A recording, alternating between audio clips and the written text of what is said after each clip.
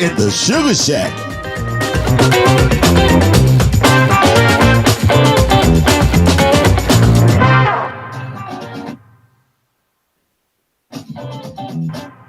Why is that doing that? Right on. If it ain't one thing, it's another. Hey, everybody. This is Sugaray Rayford. We are live at the Shack, baby. Suga Shack. How y'all doing this beautiful afternoon? And I still don't know why that was coming through the big speakers instead of the headphones. But how everybody doing? How's everybody doing? I'm Sugaray Rayford. My guest today would be Keeshea Pratt. Let me get shouts out to my main man, the Wizard of all, Mr. Eric Sassman, backstage doing his thing. Thank God he won't be with us next week. Keeshea Pratt is backstage now. We're going to get this going. How's everybody? How are you getting on? Hope everybody doing good. We're starting to come out of this dang pandemic. 57%. I shouldn't shout it like it's a great thing, but it's okay. 57% of Americans have had both vaccines, or is what I've been told. I'm going to keep looking at it. Keep on keeping on. Keep on keeping on, baby. Get yourself down and get your shot. You got to do it. You got to do it. I'm ready to go back out there and get butt naked and shake what my mama gave me. I can't do it if y'all coughing on me. I'm sorry, that got real.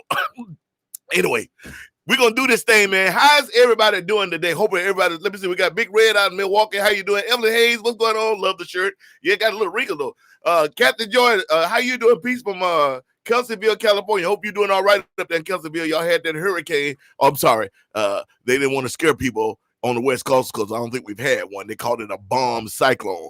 But I was told that the wind was blowing 55 miles an hour in downtown San Francisco. So it looked like a hurricane when I looked at the picture. Keeshea, stop looking at you. You look pretty already. I can already look at you. You're doing that girl thing in the back. I'm playing by how. Anyway, Rebecca Equality, how you doing? Eric Sefka. Zoli Mora, how you doing? Zoli, I'm going to send that over to my main man, the Wizard of Oz, so he can get that up there for you. Julie Richardson, aloha, mama. How's Hawaii? Did you guys catch that cyclone out there? Alan Vega, Nicole Mullen, Anita White, what's going on, baby? Lady A in the house, the real Lady A. My girl, the afro, the get no bro. That's my girl, baby. Soul Glow.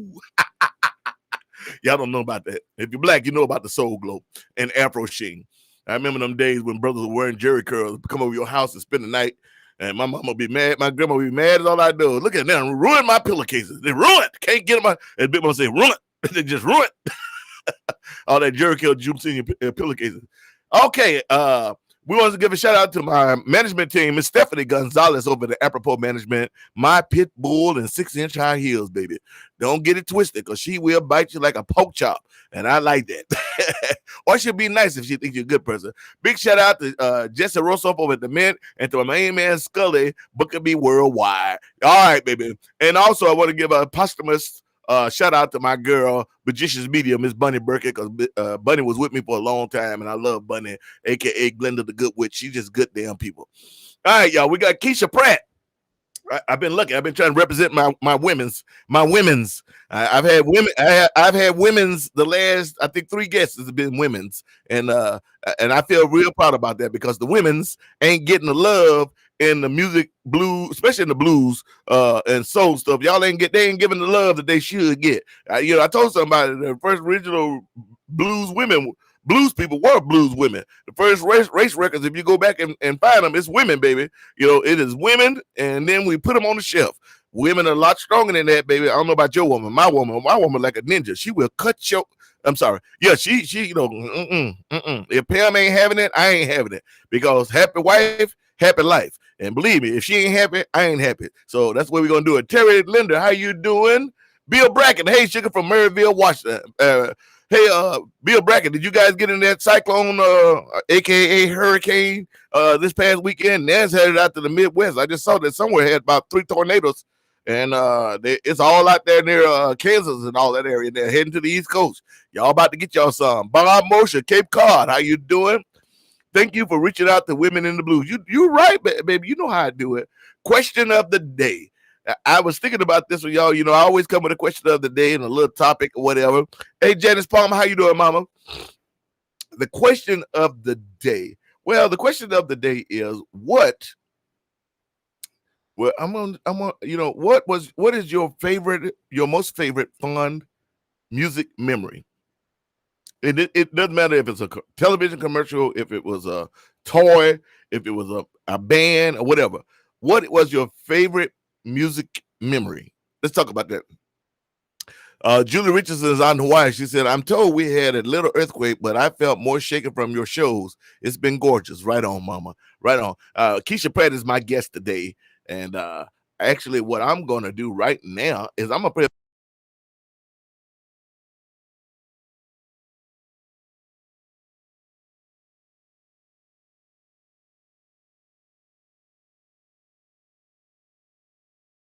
My question today was, what is your most favorite music memory? Whether it was from a toy that you had to play music, was it from a television commercial, was it from a jingle, was it a album, was it whatever? We want to talk about that. Nancy Lee Puckett Spain is in the house. We want to talk about that. Here's one. I want to give this one. This young lady, I've known her for a little while now. I've been blessed to run across her a couple times out there on the scene. I love her and Big Sean, just good damn people. And my dog is farting in here. Otis, go outside. Good Lord Jesus. Woo! Otis, go outside. God, and I wake the dead there, boy. Good. Okay, where my cigar? I'm going to have to get some smoke in here. Like, holy good Jesus on the main line. Plug up that dog's butt. Jesus on the Y'all see I got energy today. I got a new CPAP machine, so don't pay me no mind. It's almost like I'm on drugs. It's amazing when you get a full 7 hours worth of sleep. Check this out. Here's Miss Keeshea Pratt. They took IBC and actually won. I did the IBC way back in 2005. Christina Beer, Canada in the house. How you doing, mama? How you doing? Check this out, y'all. Check this out. I'm going to pull myself back.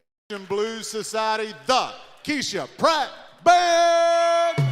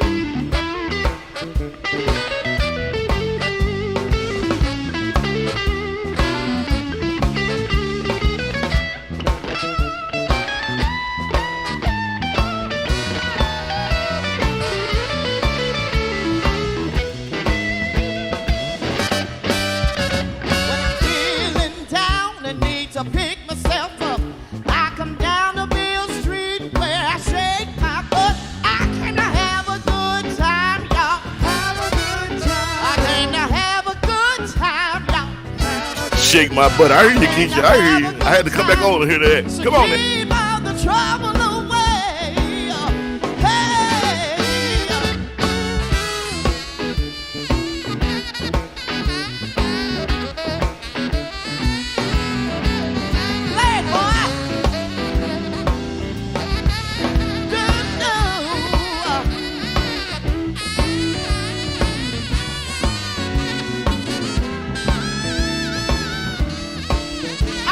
Listen, the world can be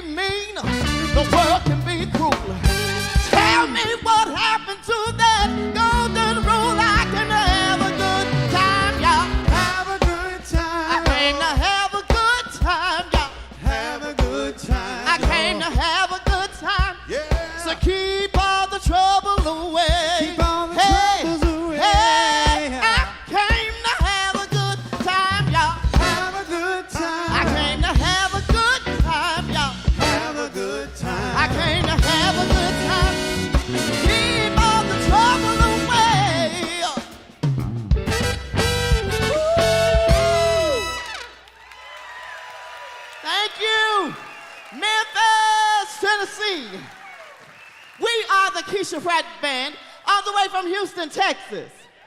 Yeah. Now, for 7 years, I stopped singing.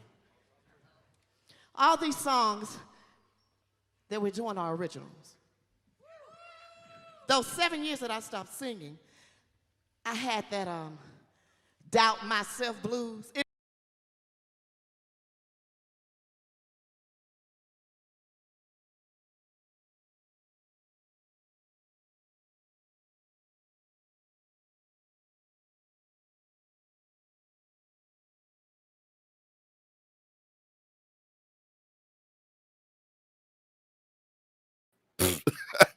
I got too many cameras. Too many cameras. I said, Keeshea, the video that you sent me was great, but it was too big and wouldn't let me upload it. So, but I got some other ones here. Uh, uh, Let me go back. So the question of the day, your music memories, best memories, and someone said it was James Brown. Where was that? I just saw that.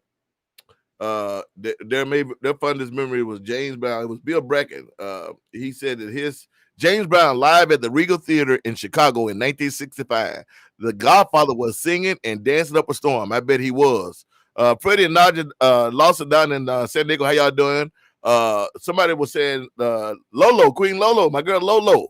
Lolo Sussman said hers was Brentwood on LA station singing Oogum Boogum. You remember that one? And then Zoli Murray says Oogum Boogum. Zoli Murray, I love Zoli. She's such a talented woman. Says, oh man, I remember this commercial show. She said, I remember this commercial once that used the Santa Lucia song and changed the words to be about cheese. That's a deep memory that pops out every so often, and I randomly start singing it. You know, what's weird is some of those jingles that they wrote stick in your head way more than even some of the best songs that you know of. It's just weird. They did a great job on a lot of those. Really good job on a lot of those. I'm sorry, y'all. I'm using this camera now. I'll change back again. Christina Beer says, I met this gorgeous woman in Calgary. You talking about Keeshea Pratt, Christina, baby? Yeah, she good people inside and out. She can sing her butt off, and all that's always good. But as a musician, when we backstage, I just like to meet good people. I've been very blessed that most of the people I met been good. I ain't had to cut nobody yet. I come close. Brother, I'm a nice man, but I will cut you to the white meat if I gotta. But that's all right. But she good people, and her and Big Sean and I be trying to get Big Sean to smoke my cigars every time I see him in Memphis. You know, I post up on my spot. I'm always out there by the pond, right outside the hotel. That's my spot. Sugar sits there where I can see everybody coming and going and smoke a cigar. You know, I think that one of the greatest activities in the world is to find you a nice spot to post up and people watch. You want to talk about entertainment? You know, I've always said they do all these reality shows. They need to do a reality show where someone just sits at a corner cafe on a busy street and people watch. You will be shocked at some of the stuff you see and hear. Oh my good Lord. Darren Pugh in the house.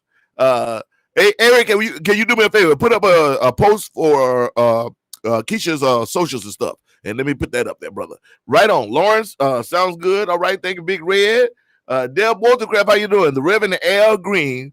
Live in Birmingham, UK, magical, supported by Candy Staten. Okay, Candy Staten. Hey, and some people say Staten. I say Staten. I'm from the country. She both of them was bad. Last time I saw Al Green was some years back.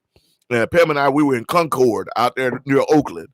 He wasn't at his best that night, and he looked like he had brought a band from church with him, and people had paid big money, and it probably would have been fine. The problem was he had the Whispers opening for him. And I don't know if you've ever saw the Whispers, but the Whispers wasn't taking no prisoners. They came out there, they were clean as a nickel with the neck bones, had their steps together. The twins were singing their butt off, and then Al came out, and they looked like literally like they had just come off from the road from church or something. And it was pretty bad. Donna Avila, how you doing? I want to say thank you for letting me borrow your son. He is a hell of a guitarist, and I enjoy touring with that young man.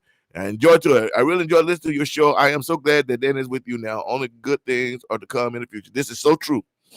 Zuramo, when you coming back to Seattle, Tacoma, I want to see a show with you and the real lady Anita White. Well, I don't know. I'm not sure. Things are starting to look up, but it looks like we're trying to do more in the States next year, but definitely going to be quite a bit overseas. Here is Keisha's info, y'all. Y'all look that up. We're going to leave that up for a minute. Chris Cook, how you doing? People watch it. Best cheap entertainment. Well, I started this during the pandemic so that I wouldn't go crazy, and I'm not even sure anymore how many shows we are into this. Uh, uh, but there's a lot. We're a lot. I mean, I want to say, what do you think, Eric? About 90 shows? I lost track. I mean, we've had so many.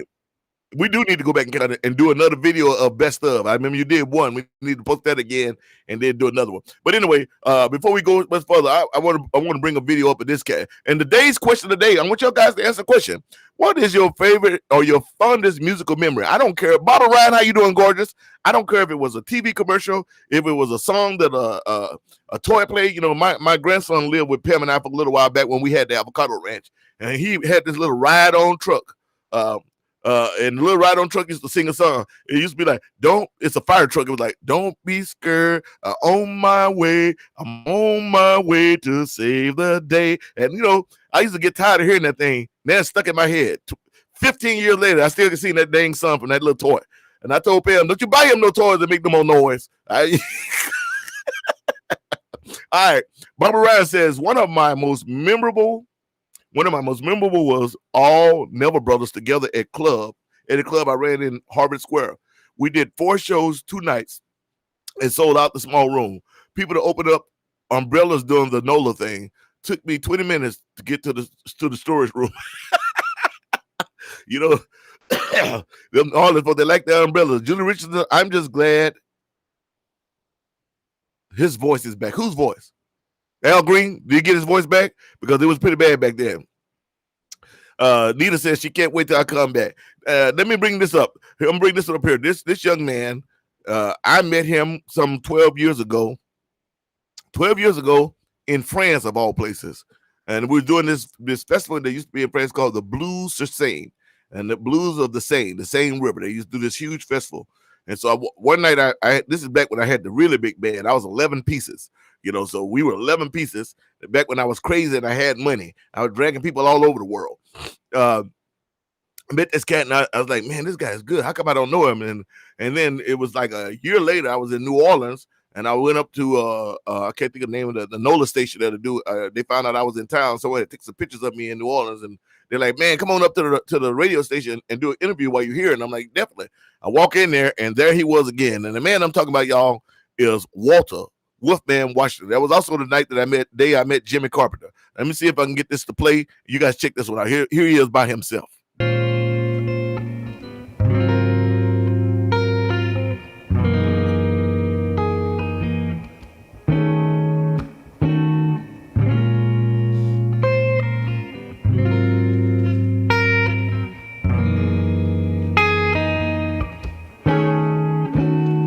Hey, lady, what's on your mind?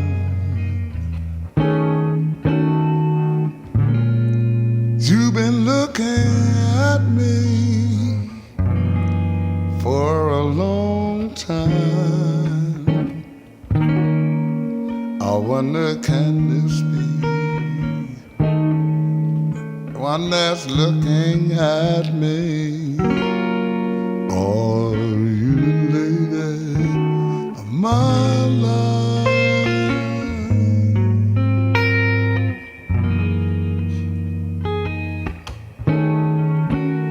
Hey, lady, you got some big pretty eyes. They say eyes tell a story, and yours look pretty wise. You got me hypnotized, totally mesmerized. Are you the lady of my life?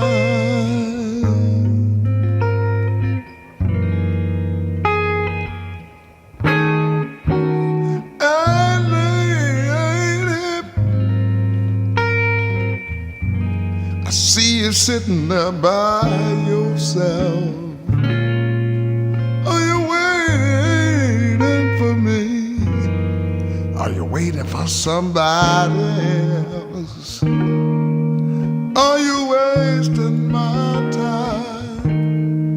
playing games with my mind. Are you the lady of my life? My life. Hey, lady. You know you got some big pretty eyes. Tell your eyes tell a story, and yours look pretty wise. You got me hypnotized, totally mesmerized. Are you the lady of my life?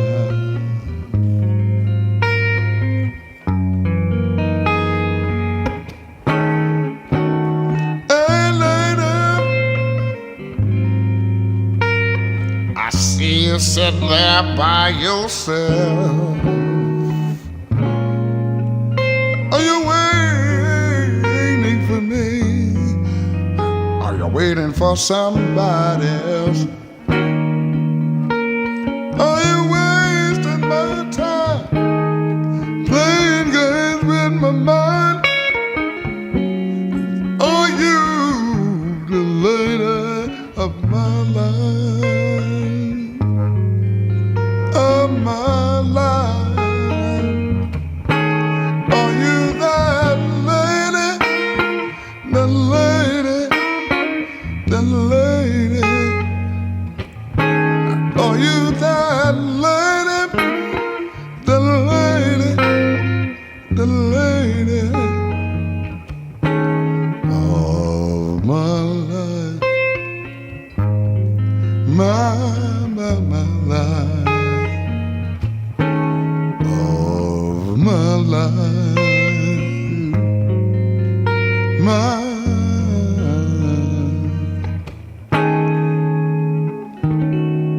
are you the lady?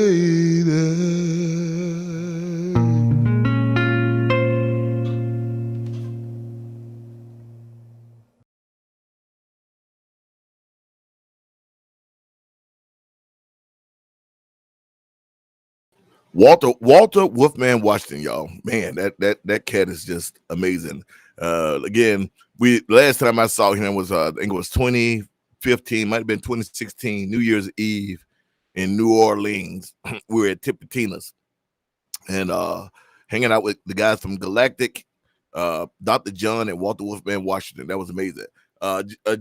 Jennifer Lee Noble says about Al Green. I wanted to get to this other one. I like this one right here.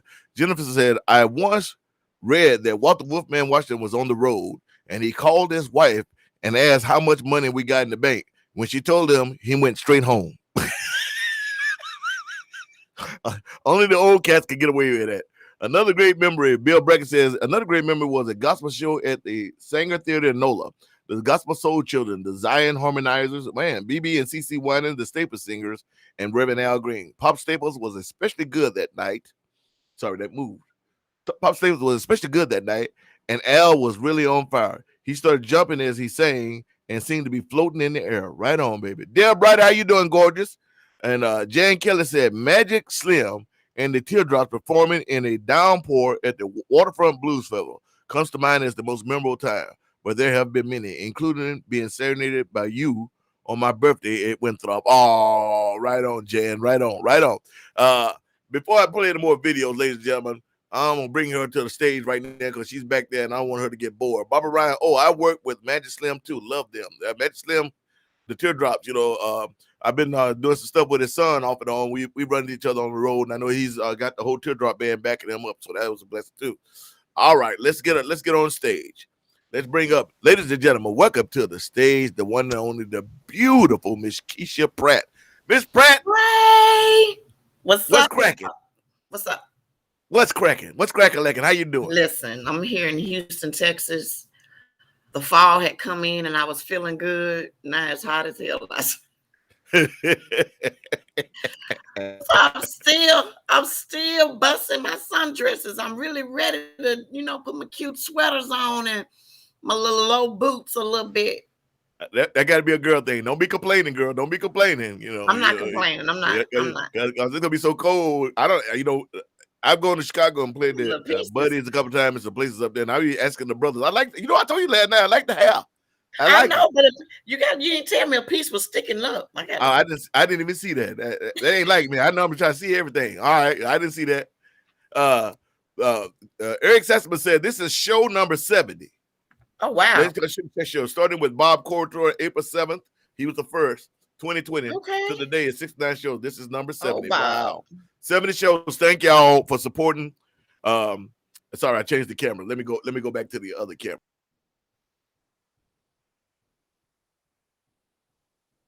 Here. Show number 70. Wow. That is amazing. So how you been doing, Mama? How you been doing during the pandemic? How things been rolling for you? I mean, it's been rolling. Like everybody else, the pandemic kind of scarred everybody. And for me, I'm gonna be transparent. The depression set in, and I didn't know what was gonna happen because in the beginning of the pandemic, none of us knew what our life was gonna look like.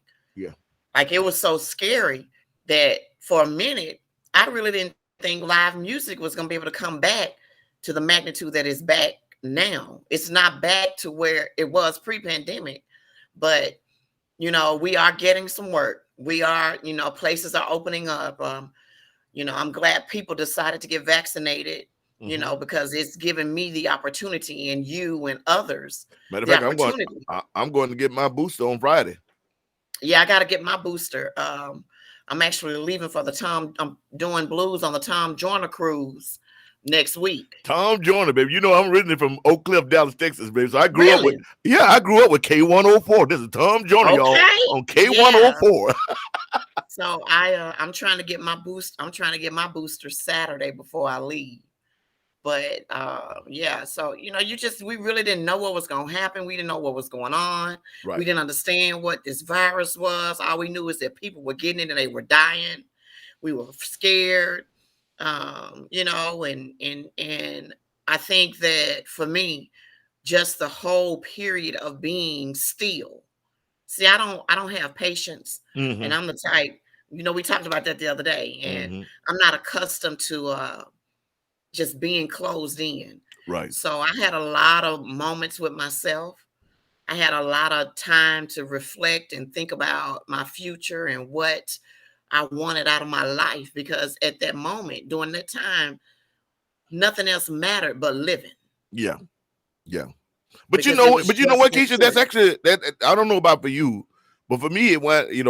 First of all, Pam, my wife, been going through this deadly cancer, and for those that y'all that don't know, my wife is battling multiple myeloma, and those that don't know, it's a blood and bone disease. There is no cure. There is no cure. No cure. But they have gotten really good with the treatment. So Pam has been going through the stem cells. She's doing really good now. And so there are people who have lived 18 years, 19 years with this. My daddy did. Did he? That's a blessing. My daddy got diagnosed in 2010. Okay.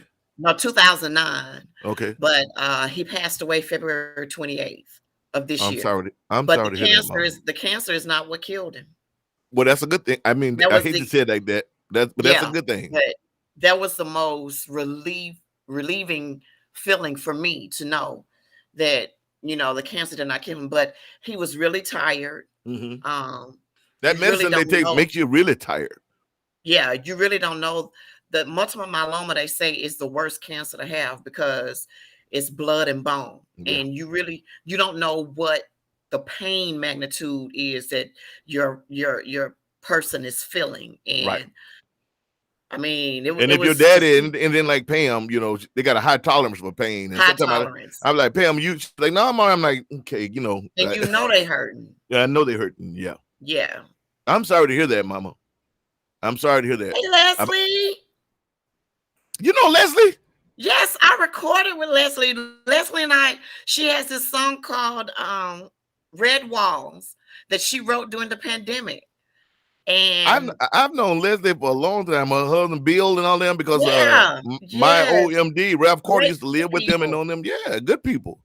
great. Well, listen, Yeah. I was starting this out because you know, my new album's coming out March 4th, and I'm touching for the first time. I'm talking about my PTSD and a bunch of stuff that I normally didn't talk about, but I'm bringing it out on Okay. this album. And I want to talk about what you started talking about a few minutes ago, is that depression and loneliness. You know, I'm one of those people, I never really get depressed. I do get in my head, and you know, I can go days without sleeping because I'm in my head, and then with the Uh-huh. PTSD. Uh-huh. But I was gonna say, other than Pam having the multiple myeloma, uh the first year or so that we were off was actually really good for me, because as Pam told me, you know, I hadn't taken the time off in almost 18 years. I had been running Right.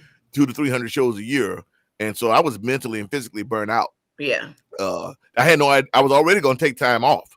I was already taking time off, Okay. and then the pandemic hit, which extended that. But it's something that we need to talk about. You know, America, we're really bad about mental health, and we Bad. always judge people with mental health, which is just sad, because other countries don't do that. You know, they put their arms around you, they check up on you, blah blah blah. But in this Yeah. country, Yeah. you know, depression and stuff like that, and during this pandemic, I think people that have never been depressed in their life was probably depressed. We're probably depressed. You know, because it is real. You know, if you used to going, and like I said, for me mentally it was great. That's why I started the Suga Shack, is when I started finally coming out and like feeling that I wanted to be out again. Of course, at that time we Right. couldn't go out, and I said, well, I know too many people, so I got to figure out some way to connect with everybody. And that was the whole reason that I started this. I think it was But a wonderful idea. Like but that I'm was glad I hadn't even talked. I think this is the first time, other than, you know, a few phone calls, that we done talked right. during this whole pandemic. You know, and I Exactly. hadn't. Sean called me a couple of days ago, and but I was, you know, running. But it's like, you know, we have to check up on our people. Yeah. Yeah. And You know, but even if they don't want you to call, you even need if to they call. don't, I'm telling you. And so I've suffered from I really don't talk about it, Mhm. but I've been suffering from depression for about 25 years. It Okay, actually started when I was like in the 8th grade. really? Yes, and probably a little bit younger than that. My mama didn't know what was going on with me. But you know, when you're born in the Kojic family, they say pray about it. Pray, we gonna pray for it. And they had a lot of prayer nights with me. But we could never figure out what was really going on. Mhm. And I would have these high highs and these low lows. And I became an adult. I have a very good way of masking the depression. Like, people really don't know I'm depressed because they say I'm always like happy or whatever. But we definitely, I knew something was going on. And actually, come to find out, I had bipolar disorder. Mm. The bipolar depression. Mm. And I'm telling you, it's something that you battle every day.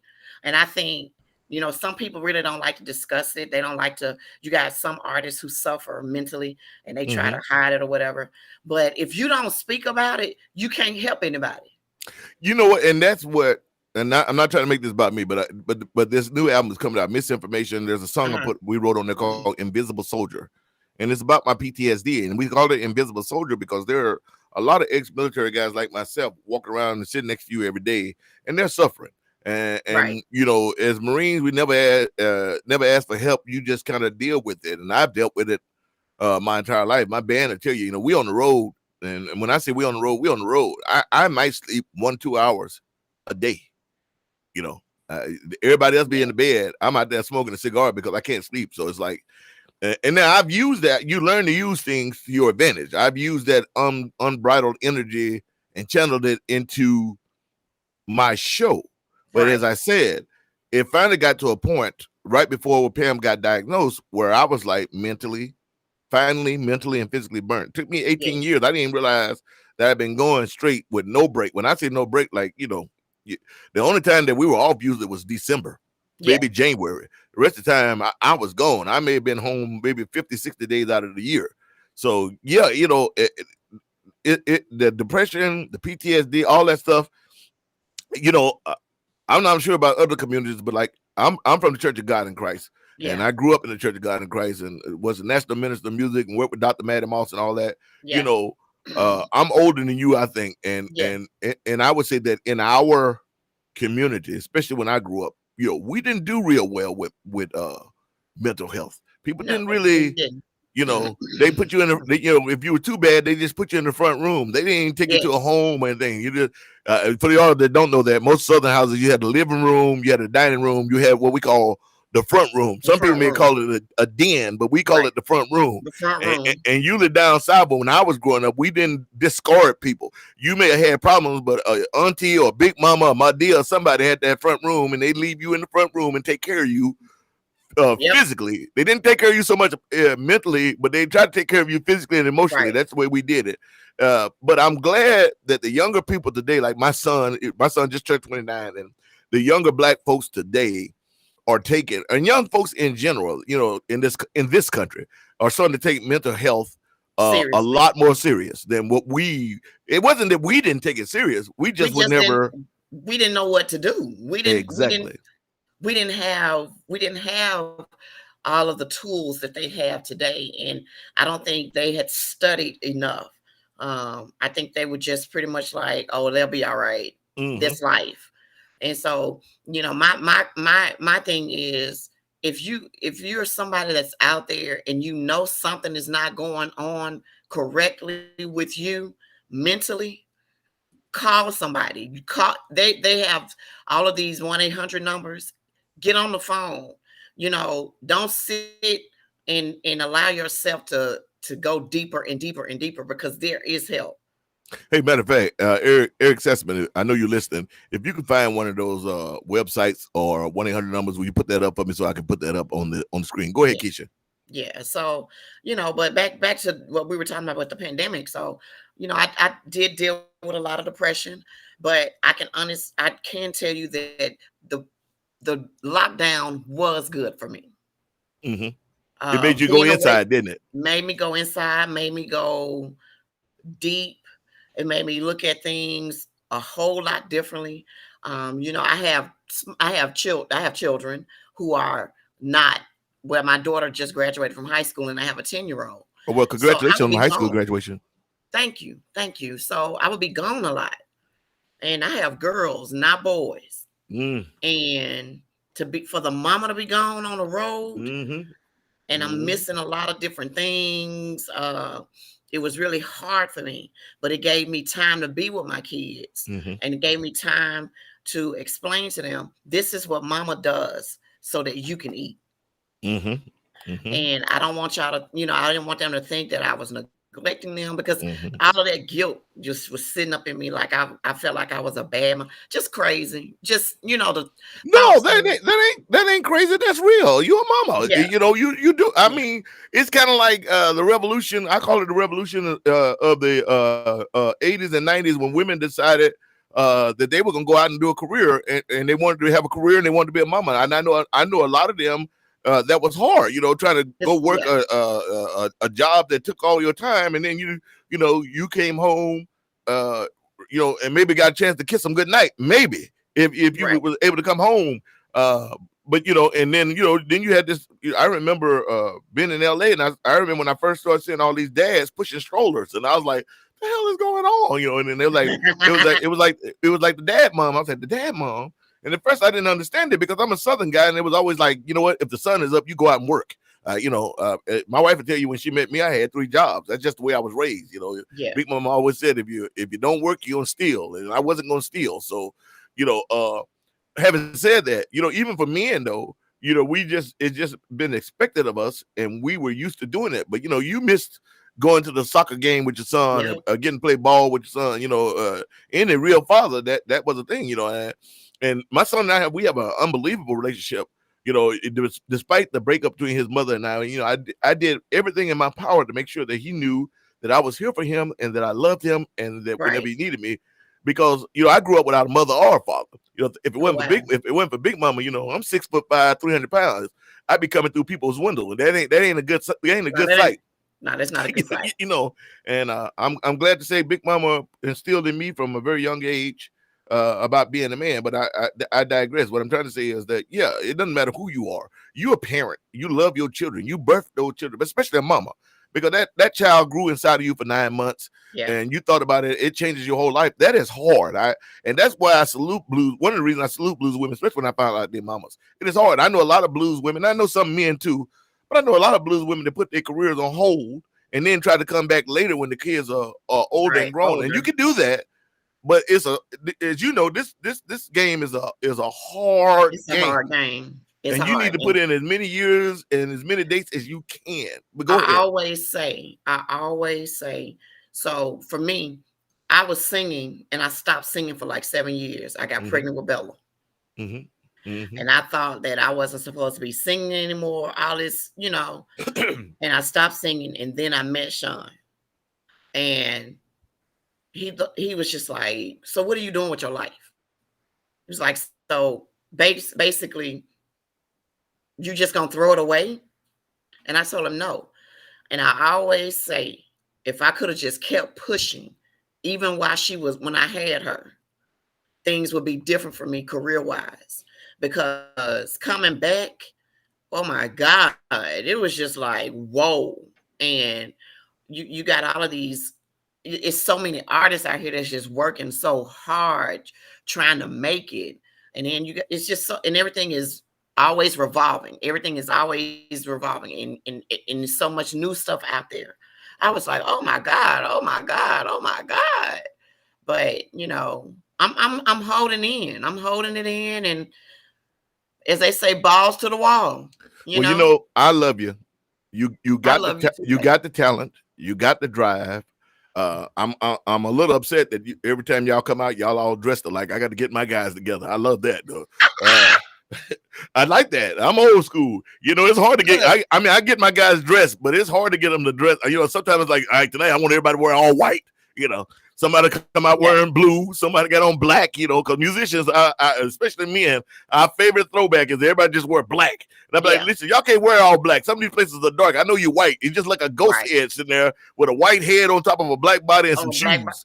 Or if you like me, because I used to be really bad. Now you see me wearing colors. I'm a little wrinkled right now, but Pam is the one that made me wear color. Because when I met Pam, I used to wear all black. Well, I was a bouncer for a long time and a bodyguard, so I always wore black. You know, I was in good shape. That's what we did. And so Pam is the one. You know, I like you. I stopped doing music. I left the church at 17 because once I got into the state church and once I got to the national church, it really hurt me because it was all about business. It wasn't about church.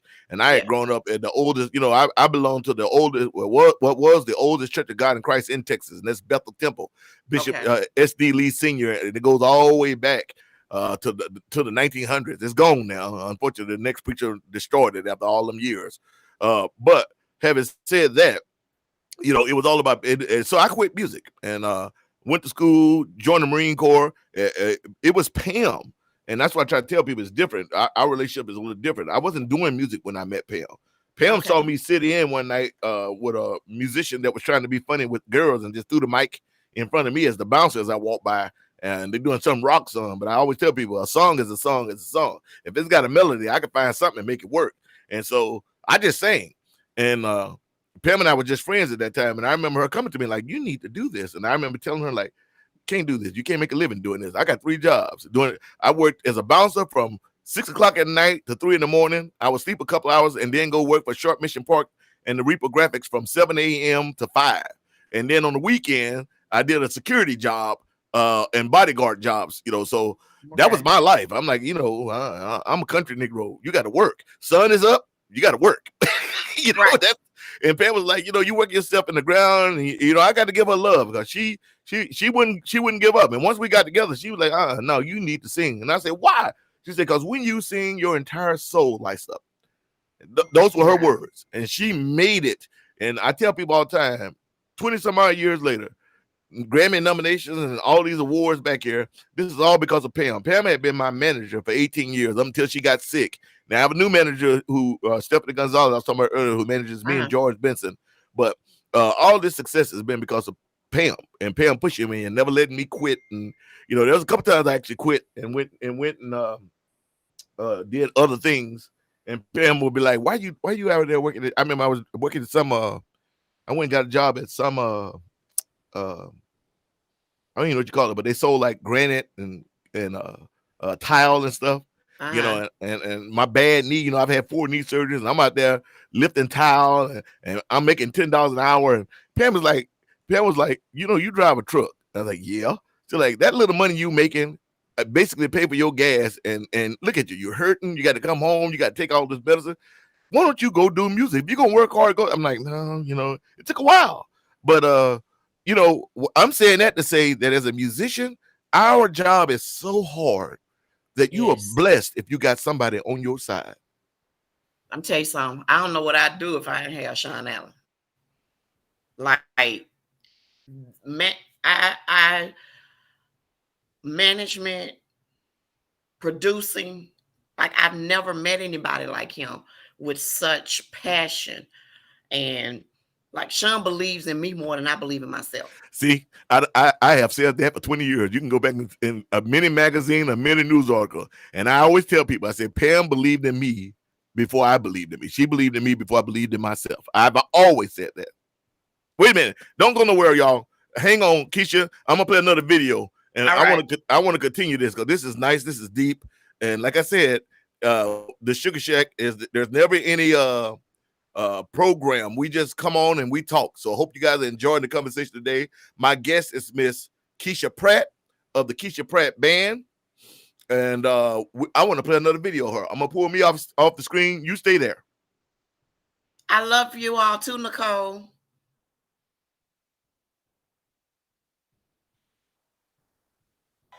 I've always had this dream of doing what I'm doing, but I stopped believing. But I'm going to tell you something. Don't ever stop believing in your dreams.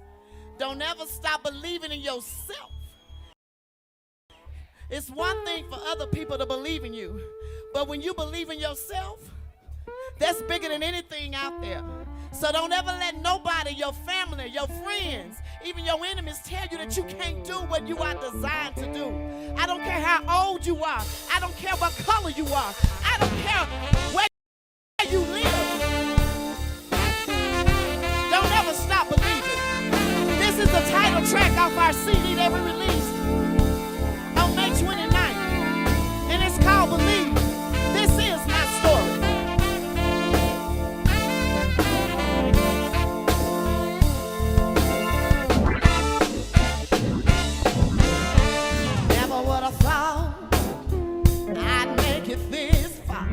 Because you don't know my pain, don't mean I don't have the scars.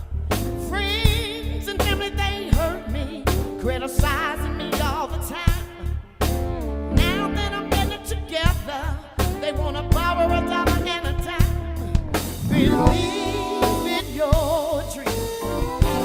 You can't be nobody else. You better believe that, baby.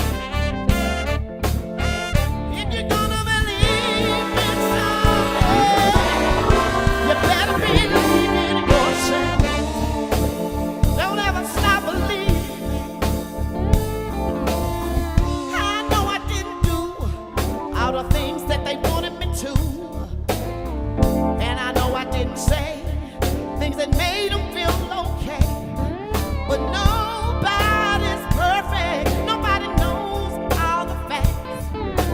Maybe you have forgotten up this morning way to skin a cat. I believe in my dream. I can't be nobody else. If I'm gonna believe in something,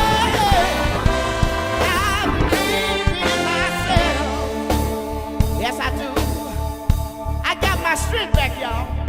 Listen, y'all mind if I let my horns play for a minute? Y'all part to the horns. Come on, y'all.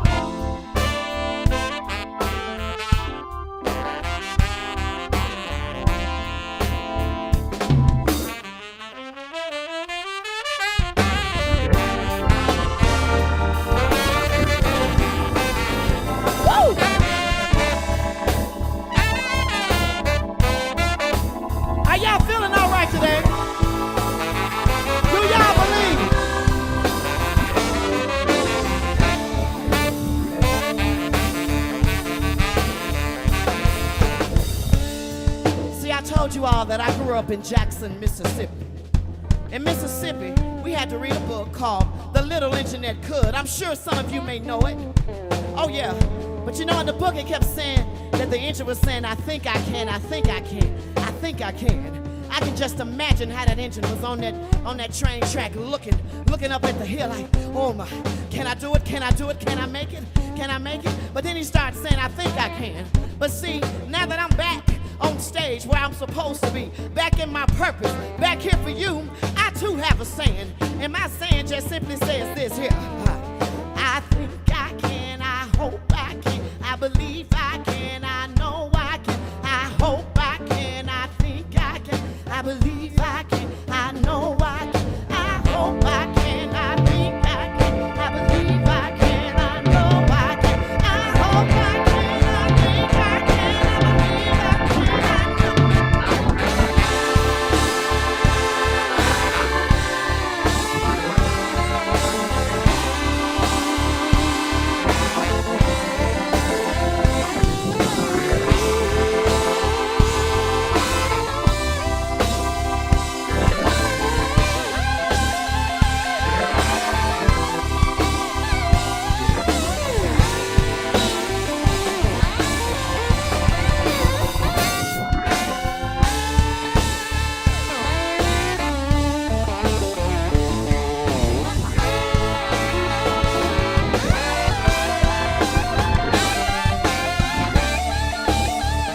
Do y'all believe if I got to believe something,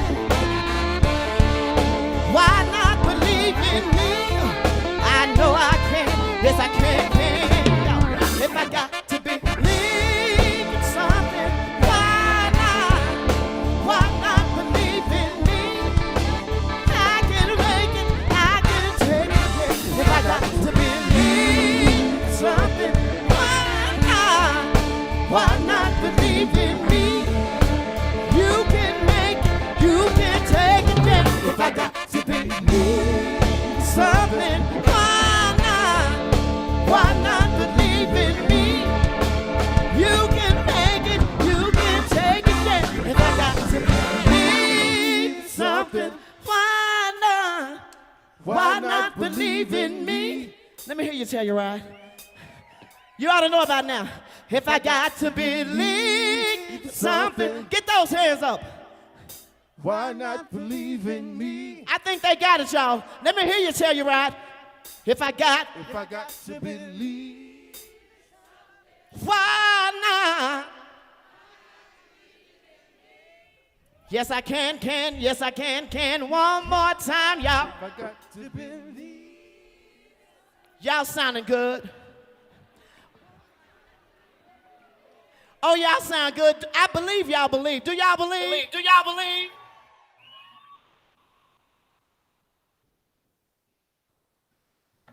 I can't hear. Hold on, I can't. Sorry, no, it's me. I just got all these different cameras. I forget that every time I switch a camera, I got a little emotional watching that video. I saw that. I was like, I like that. But you know, I'm a musician, so you know, I used to tell people that when you're singing songs, especially when it's stuff that you've written or people have written expressly for you, and you've given them the content, you know, this is like, you know, a lot of shows are like getting up and basically, I equate it to singing your diary. Yep. You know, so it means a lot. You know, right? It means a lot. So I like that. That's one reason I know you. See, it's the heart, it's the soul. It ain't just the word. When I say the heart and soul, I mean that, the heart and soul. Those are the type of artists that I love to hear. You know, all that twinkling and all that is good, but when I feel that the person is real, and you know, the audience knows when stuff is real and when it is real. They know. You know, they know. They can see it and they know exactly what's going on. So right. You know, it's a cool thing. So right on. I was trying to get all these up because people were texting left and right, so I was trying to put them up on screen. So hopefully you saw some of that love they were sitting. I saw it. Thank you guys so much. I love you guys. Thank you. It's for people to love what you do and to tell you that you're doing something to that touches them, that changes their lives, it's amazing to me. That's the most gratifying feeling. I always ask God, what about me? I'm pouring out all the time. What about me? And that's where he comes in for me. He lets me know that I'm doing exactly what he designed for me to do. And that is a good feeling, ain't it? Yeah. That's why I miss being on stage. I always tell people it was my my way. Every time I'm on stage is my way to clean my soul. There's so much business and sometimes some of the shows, it's been a year of negotiations for that hour, that 90 minutes of playing. And the release is to walk up on stage and let all them demons out. I don't know about you. Anybody seen me, by the time I walk up stage, I'm just glowing because I done exercised all them demons in that 90 minutes, baby. And you know them demons be mad as hell. Oh, they mad as hell, but I don't give a flying. Ooh, I thought I had to. We only had him that time.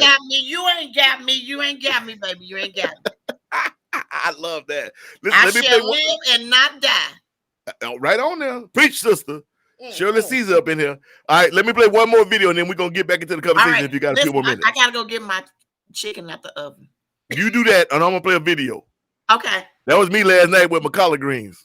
Right. I did do the neck bones too. So I got neck bones and baked chicken. Oh, I ain't had no neck bones in a minute. Gravy. Okay, see, I haven't even eaten yet. You wrong. All right, we're going to bring Keeshea Pratt back. Let me play one more for you guys. Check this out. Yeah.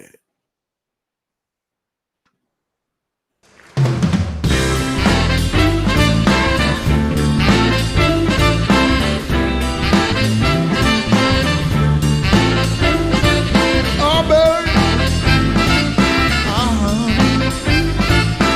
yeah.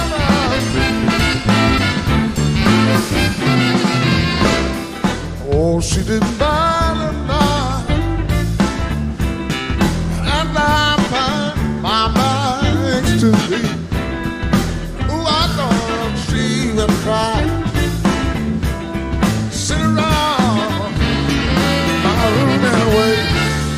Oh, that girl, she moved me this time. I was the last thing on her mind. I would like to start all over.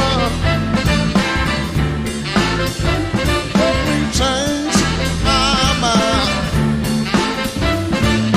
I would like to, baby. Let me change my mind. Oh, but I took those steps toward that open door, knowing all the time,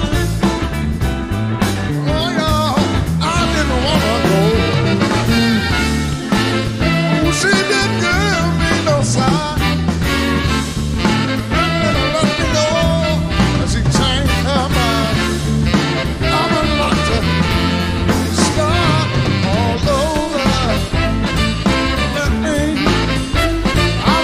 Change my mind. Let me, baby. Let me change My man, Jimmy Carpenter, y'all. Jimmy Carpenter.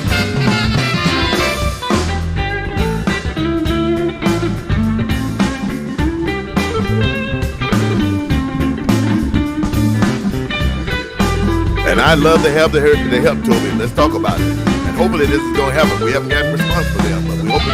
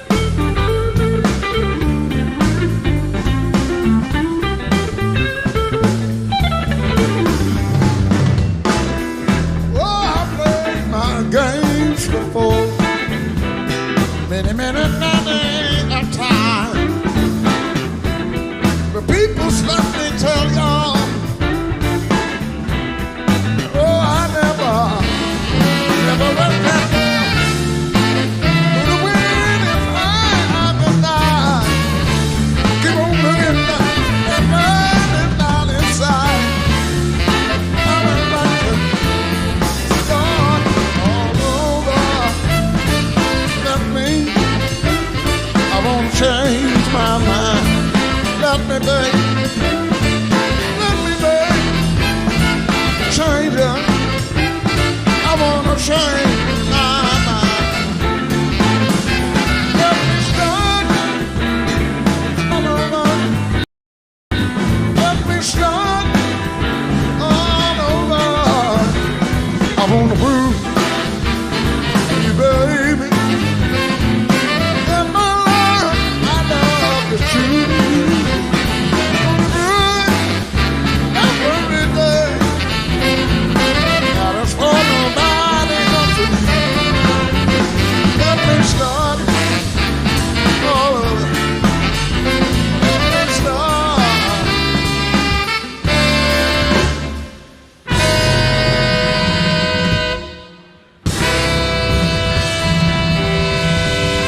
Oh, yeah.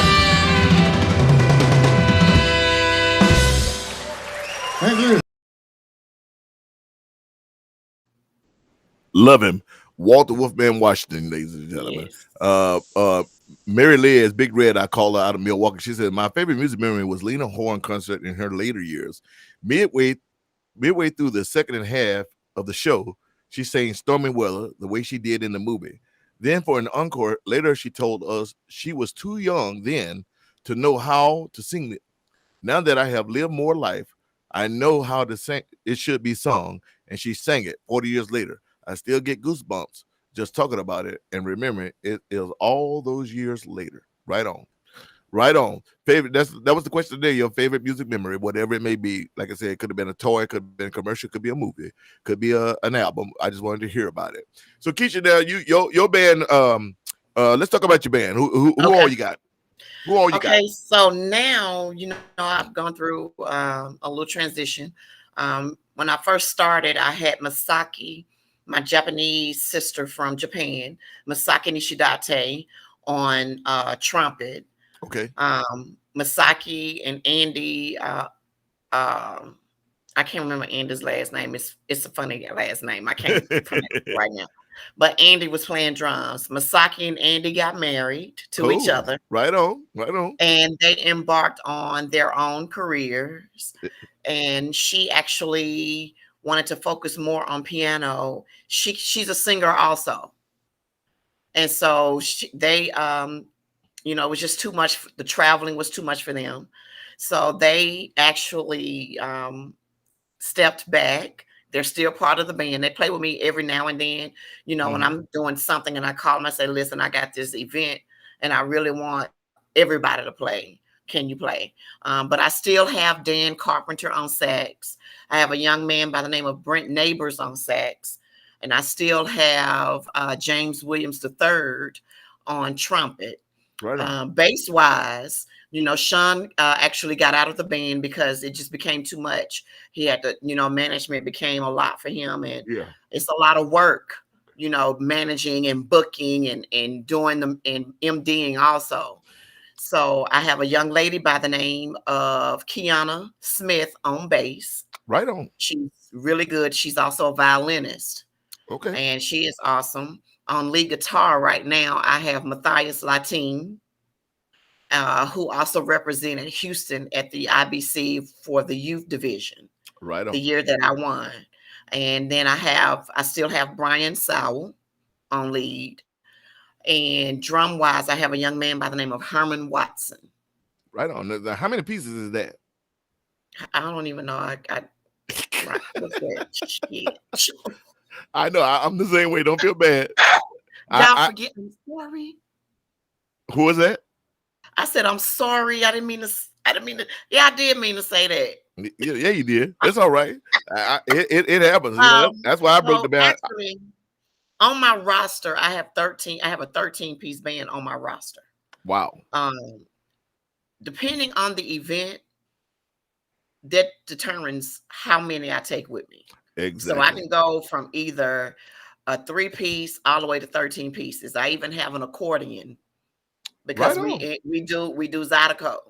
So I'm trying to. If you in Houston, you in Houston, you better be playing some Zydeco. I'm trying to work. I'm trying to keep some food on this table for these kids. So I try to, when and I think that's the beauty of being the type of artist that I am. I'm able to go in and out of these different genres of music. and even having people like Brian in my band. Brian is a country singer and a rock singer, and he's a guitar slinger. So I'm able to go and do different events, if I can say it that way. So I, and I just try to keep my band working. You got some artists who don't care about their band; they just care about themselves. Exactly. Listen, I'm booking different things here in town and around Houston because I want to keep my band working. I know that they need things. Yep. And so it's really just not about me. When I say Keeshea Pratt, I tell everybody in the band, you are Keeshea Pratt. Yeah. Yeah. So don't get it twisted that it's just me, because I can't even do what I do without you. I can dig it, and I have been there. And that's the new thing we're doing. Normally I travel with my all together with 7 pieces. That's what we do now. Yeah, that's what I travel with 7. Travel with 7. But now with the new pandemic, the way things are, I have done shows. Matter of fact, the last show we did was the Richmond Folk Festival a few weeks ago. We went in as a 5-piece. Now I'm gonna tell you, it's tough for me when I don't have my horns, because I am a horn-driven cat. But brother, yeah, brother. I know. Oh my God, the audience the audience, they always tell me, well, the audience don't know. I'm like, well, I'm out there. They kind of know, but thank God the 5-piece. I had to redo the whole band. I had to get rid of some people and let people go, because it was just starting to disturb my inner peace. And and then now the band is all a bunch of young cats except for my MD, Drake Shining. And so I'm one of the people, I don't like change. But as Pam has always tell me, because in my life, change was always a bad thing. It meant that I was going to be, we were going to be kicked out of the apartment, or, oh, wait a minute, I just lost everything. It just happened. We were going to get kicked out of the apartment, or, it was when I was growing up, we grew up so poor. Change was always a bad thing. Status quo was good. Having said that imprinted on me. And as an adult, I had to learn that change is not always a bad thing. It all depends on how you look at it. Change can be a very, very good and empowering thing. And I'm taking that to heart. So a lot of people really love the little bit of talking we did about the depression, because I see that. Because a lot of people are struggling with it, and no one ever says anything. And so I'm really glad and I'm honored that you would even share that with us, because that is I'm working deal. on some things. I'm working on some things. Just be on the lookout. I'm not just a singer. What you got going? Come on, talk to me. Well, I don't want to put it out there just yet. Okay, all right. I'm trying to get everything situated, but I'm gonna have some things that are gonna be popping in 2022. Right. But I can tell you this. I am getting ready to start doing an annual masquerade ball in October for my birthday. Since my birthday is in October and it's breast cancer awareness, I'm letting everybody know next year, 2022, will be the first annual Keeshea Pratt masquerade breast cancer / birthday ball. And my goal is to bring in an act where I don't have to do all of the performing. Yeah, well, you can actually get out and do some of the other. Yes, exactly. I understand. Sugaray. Excuse me. Sugaray. Just putting it out there. In the old days, I say yes right now, but now that I got for the team, it has to go through them. Right, you got to. I'm we understand it. So I'm just just put that. I'm letting people know we're working on it already. Okay. So I want right on. That's pretty cool. That's very ambitious, because that's a lot of work. It is a lot of work. Like I've been. I own a sound company, and many years ago, I decided, because I had all this gear that I wanted to put on the festival, and Pam and I, we put the festival on. We had people showed up. It was great, but we worked so damn hard. We were like, we ain't never doing this again. Right. Right. Oh, I understand. I understand. But now, now that I'm older and I know so many people, and ways to help grease the wheels so it isn't so bad on you. Maybe I should do it again. Let me play this. I want to give a shout out to my record company, 40 Below Records. Okay. My man Eric Cohen. This is the new. You just stay there. I'm just gonna do a triple split. Okay, I'm about to join from my cell phone, because I got to go to this other interview. Oh, you got to go. Yeah, so I can. Okay, well, no problem. Ladies and gentlemen. I will come back whenever you want me to come back, and Yes, ma'am. and sit here with you and host, and we can talk and chop it up and everything. I know a lot of I know we didn't discuss a lot about career and everything, but I think what we did discuss today was really good for people. Well, there is no format. That's what I love Right. about my show. It is just musicians talking, and what you said helped a lot of people, including myself. So that was really, really cool. So thank you for that. Thank you for being in a position and in a place in your life where you can actually speak about that to us. So we appreciate that. Thank you. And Toby Simmons, I'm going to reach out to you. Thank you. I will be glad to work with you. I'll definitely reach out to you. Thank you so much. And to everyone that sent me some love, you guys, I love you. I would definitely keep you guys lifted up in my music. I got a new album coming out in the spring. So get ready for that. And just know that it's a lot of work to do these albums, because you keep going back in the studio. I don't like it. I don't like that. I don't like how I sounded, or I didn't feel what I was singing. We go through a lot so that we can try to touch your souls. So don't take us for granted. Please don't take us for granted. Ladies and gentlemen, my guest today has been the beautiful, the amenable, the talented Miss Keeshea Pratt of the Keeshea Pratt Band. Thank you, Keeshea. I love you. Thank you. And I love you, Sugar. Tell Big Sean I can't wait till we can get together, man, and chop it up. I will tell him, and tell Pam I said hi. I will do. Plus, I love Sean. And when we together, I don't feel like I'm the giant in the room. We the same size. I like that. I said, look at these twins. Yeah, baby. I love you, mama. Be safe. All right, baby. And be encouraged. Yes, indeed. All right, y'all. Ladies and gentlemen, Miss Keeshea Pratt, y'all. Did you dig that? I dug it. She is a beautiful, talented person. I truly appreciate that. That was really, really cool. We'll try to get her again one day, because she's another one of them guests where we can talk all day. We got a bunch of stuff. Here you go, y'all. Here's the new single for Misinformation. The album will be coming out March the 4th. The album is called In Too Deep, and I am pulling all the scabs off, and I'm getting really deep. But this one's called Misinformation. Check it out.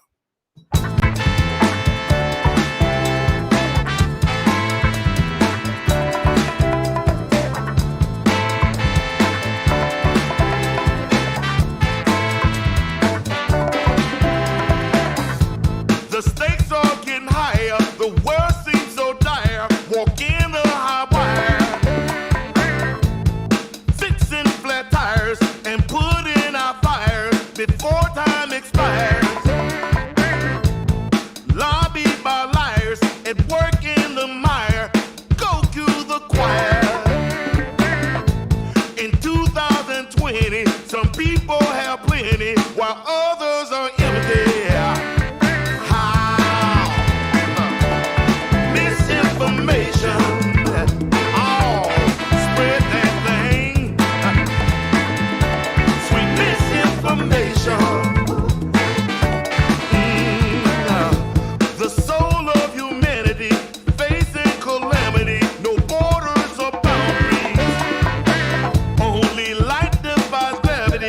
Eric, I don't think she gave a name.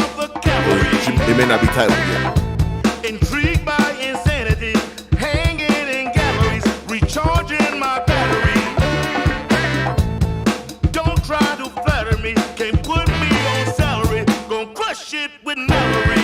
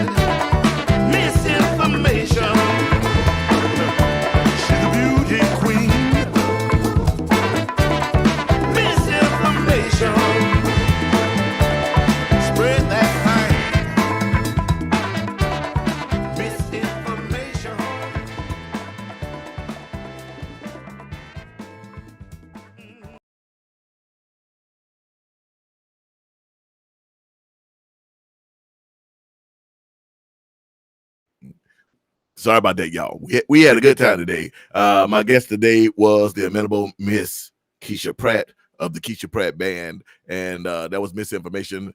We've been really, really blessed. Everything's been really good, and I hope you guys enjoyed it. Hopefully, that impromptu conversation helps someone out there that's also feeling depressed and down, and know that you're not alone. It may feel that way, but you're not.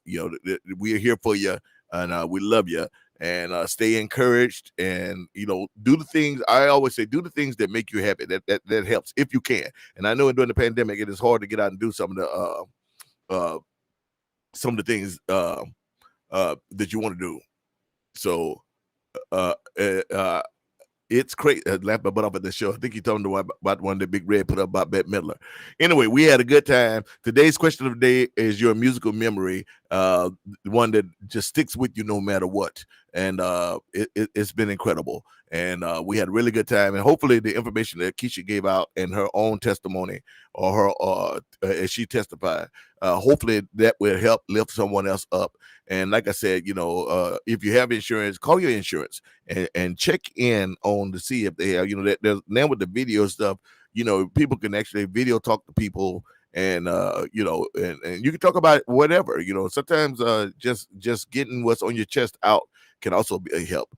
And call friends if you can. If you don't have them, there's a lot of nurses and there's a lot of clinicians that do video conferencing and so forth, so on now, and look into it. As they say, with their cell phones now, you got the entire sum of human knowledge in the palm of your hand. So a couple clicks, a couple words, and you can get some help, or you can get some companionship. God bless you. I love you. I hope you enjoyed yourself. It has been the Suga Shack today, y'all. We had a really good time. And as always, as we sign off, wait a minute, let me bring him up. He's hiding back there. Here you go, y'all. My main man. Hey. The Wizard of Oz, y'all. The Wizard of Oz. Thank you, Christina.